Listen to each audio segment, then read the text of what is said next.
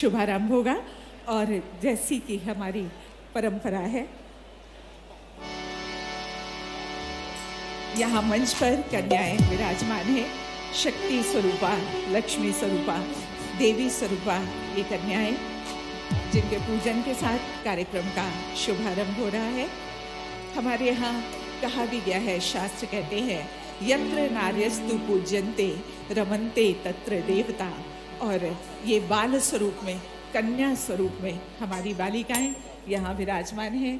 माननीय मुख्यमंत्री जी तिलक लगाकर उनका स्वागत कर रहे हैं।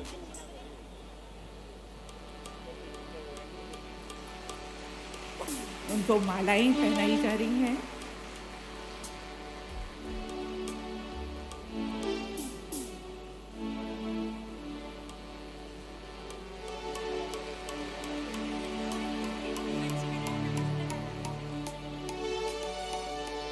और कन्या पूजन के साथ ही ज्ञान की अधिष्ठात्री माँ वीणा पाणी के सम्मुख अब दीप प्रज्वलन के लिए हम माननीय मुख्यमंत्री जी से और सभी से अनुरोध कर रहे हैं।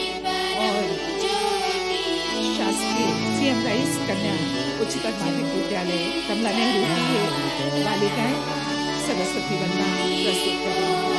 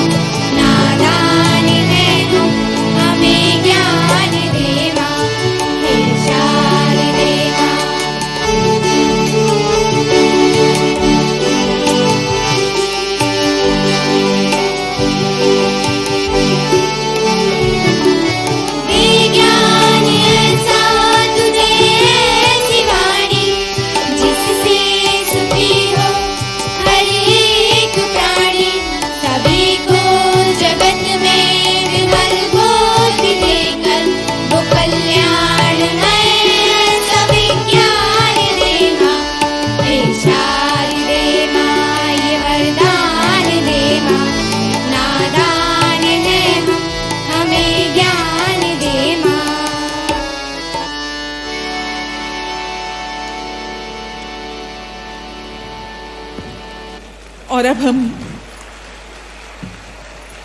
सरस्वती वंदना भी प्रस्तुत की इन छात्राओं ने। ये थी शासकीय कमला नेहरू विद्यालय की छात्राएं। और अब पौधों से हम अपने माननीय मुख्यमंत्री जी का और अतिथियों का स्वागत करने जा रहे हैं। प्रमुख सचिव स्कूल शिक्षा श्रीमती रश्मि अरुण शमी जी से अनुरोध है माननीय मुख्यमंत्री जी के स्वागत के लिए। आयुक्त लोक शिक्षण श्रीमती अनुभा श्रीवास्तव जी से अनुरोध है माननीय मंत्री, राज्य मंत्री स्वतंत्र प्रभार स्कूल शिक्षा के स्वागत के लिए।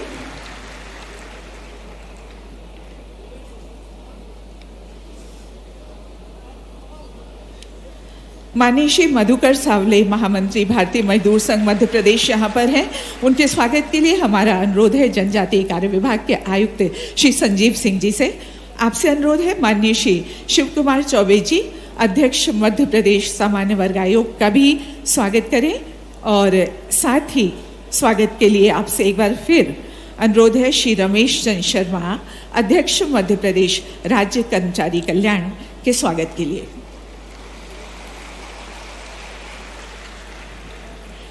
हमारे बीच है राज्य शिक्षा के संचालक श्री धनराजू एस जी। आपसे अनुरोध है अध्यक्ष मध्य प्रदेश योग आयोग श्री वेद प्रकाश शर्मा जी के स्वागत के लिए।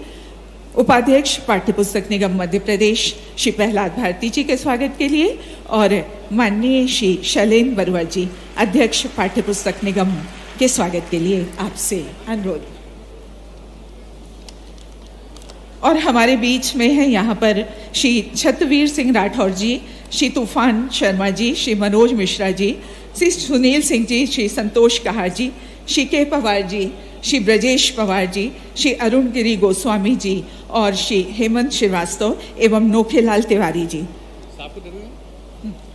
आप सब यहाँ पर माननीय मुख्यमंत्री जी का माला पहनाकर स्वागत कर रहे हैं और आपकी जोरदार तालियां यहाँ पर होना चाहिए।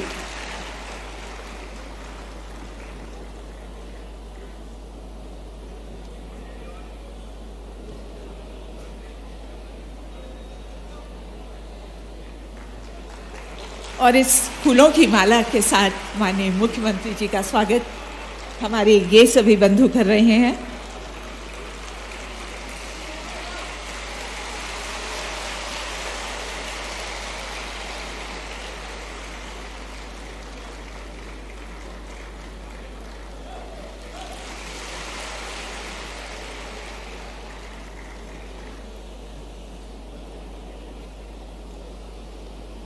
और इस स्वागत के बाद हम माननीय मुख्यमंत्री जी से अनुरोध करेंगे उनके उद्बोधन के लिए। उनके उद्बोधन का वेबकास्ट के माध्यम से संपूर्ण प्रदेश में सजीव प्रसारण किया जाएगा। माननीय मुख्यमंत्री जी।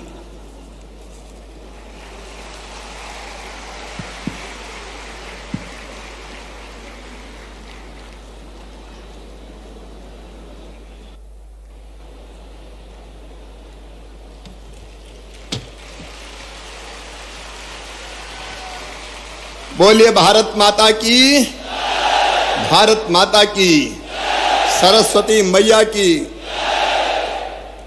और अतिथि शिक्षक भांजे और भांजियों की। तुमसे ही तुम्हारी जय बुलवा ली।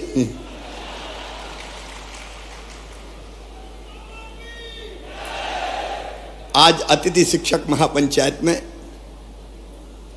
हमारे बीच पधारे हुए मध्य प्रदेश के हमारे स्कूली शिक्षा मंत्री आदरणीय इंदर सिंह परमार जी, भाई भारतीय मजदूर संघ के हमारे महामंत्री आदरणीय श्री मधुकर सांवले जी, आदरणीय शिव कुमार चौबे जी, मध्य प्रदेश सामान्य वर्ग आयोग के अध्यक्ष आदरणीय रमेश चंद्र शर्मा जी, मध्य प्रदेश राज्य कर्मचारी कल्याण के काम में लगे हुए हैं, आदरणीय वेद जी योग आयोग के अध्यक्ष, प्रहलाद भारती जी उपाध्यक्ष पाठ्य पुस्तक निगम, बहन रश्मि अरुण समी जी, संजीव जी, अनुभा जी, सत्येंद्र जी, हमारे सभी अतिथि शिक्षक संगठनों से भाई मनोज जी, भाई तूफान जी, भाई सुनील जी, संतोष जी, के पवार जी, ब्रजेश जी, अरुणगिरी जी और मेरे प्रिय अतिथि शिक्षक बहनों, भाइयों, बेटे बेटियों,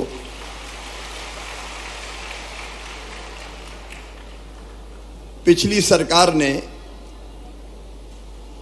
शिक्षा की व्यवस्था ठीक करने के लिए कभी ठोस कदम नहीं उठाए थे और एक अधकचरी व्यवस्था हो गई थी। गुरुजी, शिक्षाकर्मी, बाद में अतिथि शिक्षक, और इनकी जिंदगी अगर देखें तो ऐसे अनिश्चितता के भंवर में फंस गई थी कि करें तो क्या करें इतने साल पढ़ाने के बाद। मैं एक आपके योगदान को मैं कभी भुला नहीं सकता। जब रेगुलर शिक्षक नहीं थे तब अतिथि शिक्षक के रूप में आपको पढ़ाने का दायित्व सौंपा गया और मुझे प्रसन्नता ये कहते हुए कि अधिकांश अतिथि शिक्षकों ने पूरी कर्तव्य निष्ठा के साथ अपने दायित्व का निर्वाह किया, अपने दायित्व को निभाया। आप वो हैं जिन्होंने हमारी शिक्षा की गाड़ी को आगे बढ़ाया। बच्चों को आप लगातार गांव-गांव में पढ़ाते रहे। मैं आपको इसके लिए हृदय से धन्यवाद देता हूं। आज मैं शिक्षा पे कोई भाषण देने नहीं आया, क्योंकि वो समय समय पे हमारी चर्चा होती रहती है। लेकिन मित्रों, मैं अपनी ड्यूटी मानता हूं कि जिन लोगों ने जी जान से अपने सामर्थ्य और अपने क्षमता के अनुरूप बच्चों को विद्या का दान दिया, उनकी जिंदगी भी कुछ बेहतर की जाए, अनिश्चितता के भंवर में वो लगातार लटके ना रहें। और इसलिए अभी अलग अलग पीरियड के अनुसार आपको मानदेय देने की व्यवस्था है। अब ये पीरियड के हिसाब से नहीं होगी, अब महीने के हिसाब से मानदेय की व्यवस्था होगी। और मानदेय भी जो हम तय कर रहे हैं, वर्तमान जो होता है अतिथि शिक्षक वर्ग 1 9,000, इसके स्थान पे 18,000 रुपया दिया जाएगा। अतिथि शिक्षक वर्ग 2 7,000, उसकी जगह 14,000, और 3 को 5,000 की बजाय 10,000 रुपया ये मानदेय किया जाएगा। और अभी शायद हर महीने करते हैं अनुबंधिका करते हैं साल का, तो अब बीच में कोई भी गैप नहीं होगा। एक बार अनुबंध हो गया तो पूरे साल चलेगा, क्योंकि कुछ समय पढ़ाए वो उस समय करें क्या, आखिर उनकी भी तो जिंदगी का सवाल है। और इसलिए एक बार अनुबंध का मतलब साल भर उनकी सेवाएं चलेंगी। लेकिन इसके साथ साथ अब इस अनिश्चितता के भंवर से निकालने की भी एक परमानेंट कोई योजना बनानी पड़ेगी।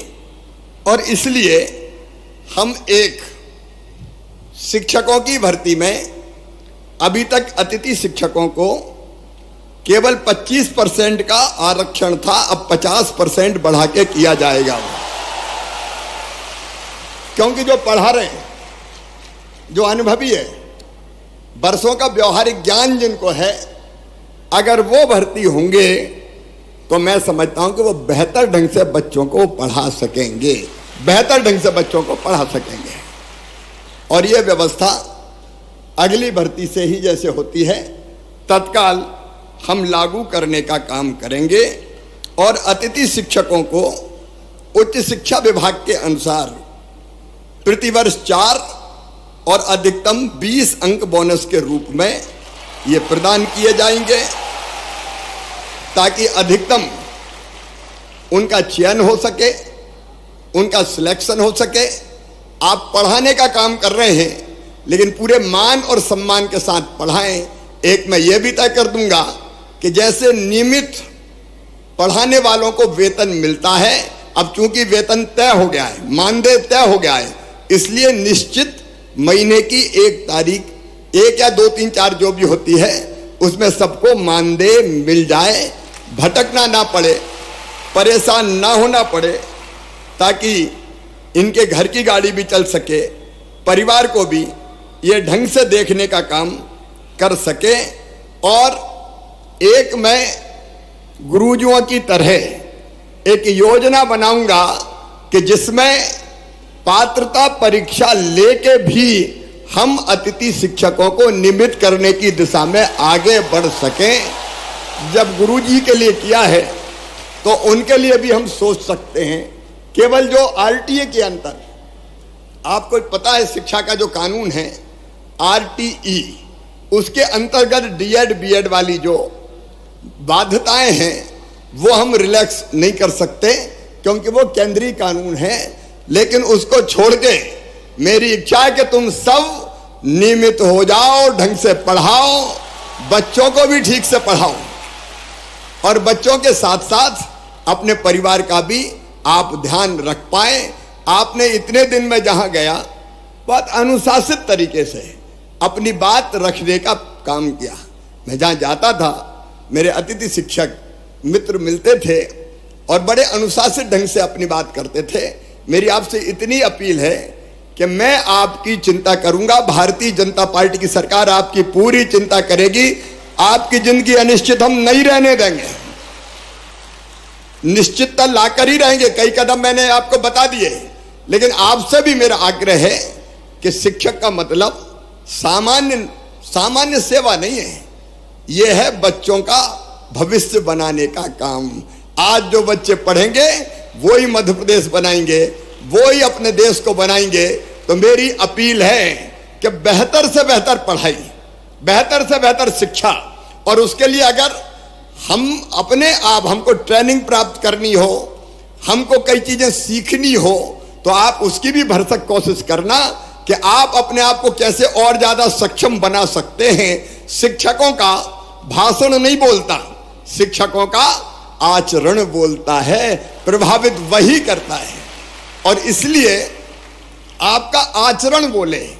आपको देखे देखो, मैं आज जो कुछ हूं, मैंने अनेकों बार कहा है, मैं आज फिर कह रहा हूं कि मैं जो कुछ हूं आज, उसमें सबसे बड़ा योगदान है तो मेरे माता पिता के बाद मेरे गुरु, मेरे शिक्षक श्री रतन चंद जैन जी का है। मैं उनको बारंबार प्रणाम करता हूं।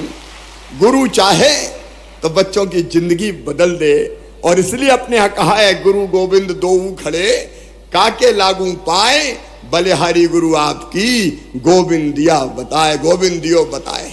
शिक्षा वो है जो मनुष्य को मनुष्य बना सके, शिक्षा वो है जो मुक्ति दिला सके। सा विद्या या विमुक्तये, शंकराचार्य जी महाराज ने कहा था। इस लोक में भी और परलोक में भी मेरे प्रिय भांजे और भांजियों, मैं यही आग्रह आपसे, देखिए मैं सरकार नहीं चलाता, मैं परिवार चलाता हूं, परिवार चलाता हूं। शायद ये पहली बार है जब मैंने मध्य प्रदेश के जितने हमारे साथी हैं कर्मचारी, उनकी ऐसी पंचायत बताई, कोई की हिम्मत है कि पंचायत बुला ले। ये मामई की हिम्मत है कि पंचायत बुलाता है और चर्चा करके समस्याओं का समाधान, क्योंकि आप भी हमारे हो, मेरे परिवार के अभिन्न अंग हो, तो आपका सुख और दुख भी तो मेरा है। आपका एक कमिटमेंट मुझे चाहिए कि पढ़ाने में हम कोई कसर नहीं छोड़ेंगे। बोलो सब तैयार हो? तो बोलो भारत माता की। एक कमिटमेंट आपका कि पढ़ाने में आप कोई कसर नहीं छोड़ेंगे, और दूसरा कमिटमेंट मेरा कि मैं आपकी जिंदगी में अनिश्चितता नहीं रहने दूंगा, निश्चितता लाकर ही चैन की सांस लूंगा। और उसकी कई चीजें मैंने आपके सामने रखी है, वो नीति बना के आपके भविष्य को भी सुरक्षित रखेंगे, क्योंकि आपके भी तो बच्चे हैं, आपके भी तो बेटा, कई की तो शादी हो गई और कई बार पहले शादी हो गई। कितने सालों से पढ़ा रहे हैं? मैं समझता हूं कि 15-15, 20-20 साल से पढ़ाने वाले भी शिक्षक हैं कि नहीं? अतिथि शिक्षक वो भी हैं। तो ये कहां जाएंगे? इनको कहां रास्ते में छोड़ेंगे? क्या इनको जीने का हक नहीं है? क्या इनको मुस्कुराने का अधिकार नहीं है? और इसलिए आज मैं भरे भाव से कह रहा हूं कि आपकी चिंता मैं करूंगा, जिंदगी में निश्चितता लाएंगे। और ये जो कदम हमने उठाए कि गुरुजी की तरह हम पात्रता परीक्षा भी लेके आपको रेगुलर करने का काम करेंगे। 50% रिजर्वेशन भी हमने 50% शिक्षकों की भर्ती में कर दिया, ताकि आप जो न्यूनतम आवश्यकता है वो पूरी करते हुए बच्चों को ढंग से पढ़ाएं। बहुत लंबा चौड़ा भाषण देने की जरूरत नहीं है। मेरे साथ आप एक बार खड़े होके ये संकल्प लेंगे कि मामा जी, शिक्षा के मामले में, बच्चों को ढंग से पढ़ाने के मामले में और हर संभव सहयोग करने के मामले में हम पीछे नहीं रहेंगे। बोलो सब तैयार हो? तो मेरे साथ बोलिए, भारत माता की, भारत माता की, भारत माता की, सरस्वती मैया की।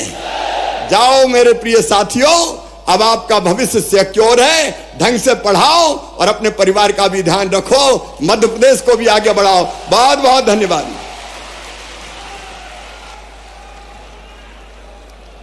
बहुत बहुत धन्यवाद माननीय मुख्यमंत्री महोदय आपका। हम आभार व्यक्त करते हैं